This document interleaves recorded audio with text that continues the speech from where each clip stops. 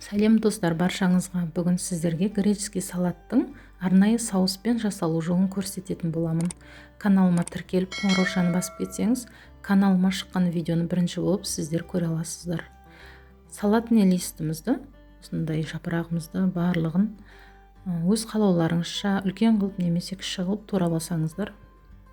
Және біздің қиярымызды осындай жеуге ыңғайлы етіп, осындай видеода көрсетілгендей турап аласыздар. Мен 2 қияр қолдандым. Барлығын описанияға жазып кететін боламын. Және қызанағымызды, черри қызанағын қолдансаңыздар, ортасынан бір бөліп қолданасыздар. Ал осындай қызанақ қолдансаңыздар, ортасындағы жұмсақ жерін алып тастайсыздар. Ол өте маңызды. Оны да жеуге ыңғайлы етіп турап аламыз. Және пиязымызды да өте жұқа етіп турап алатын боламыз. Мен жарты пияз қолдандым. Ақ пияз емес, осындай түстегі пиязды қолдансаңыздар, өте салаттарыңызға сән береді.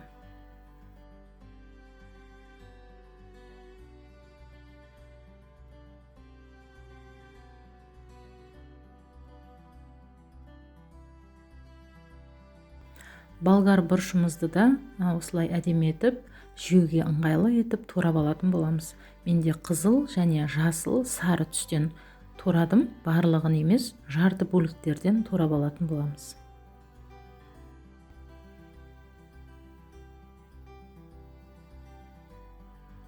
Оливка турап алатын боламыз, ортасынан бір бөліп. Енді арнайы соусымызды дайындайтын боламыз. Бір сарымсағымызды үткіштен өткізіп аламыз. Және менде осындай трава, бұл трава барлық дүкендерде бар. Шай қасықпен бір қасық қана қосамыз. Және оливковый масло қосатын боламыз. Мен көз мөлшерде қостым.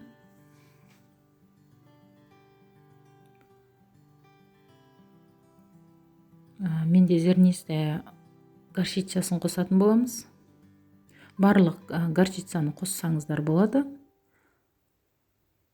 Және яблочный уксус қосатын боламыз. Жарты шай қасықпен қосамыз. Барлығын жақсылап араластырып аламыз.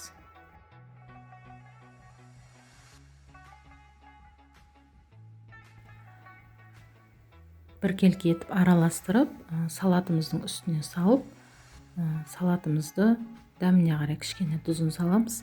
Барлығын езіп алмай, әдемілеп араластырып аламыз.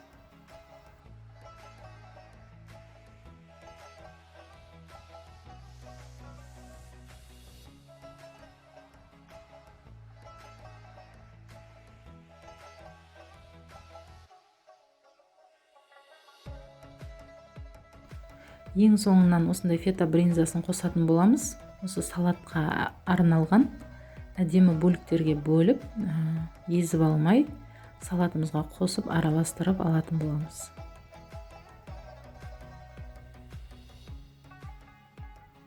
Мен барлығын қостым. Мінекей достар, менің салатым дайын болды. Жасап көріңіздер, өте дәмді салат және пайдалы салат. Сіздермен бірге болған Жанар Баймұрат. Астарыңыз дәмді болсын. Сау болыңыздар.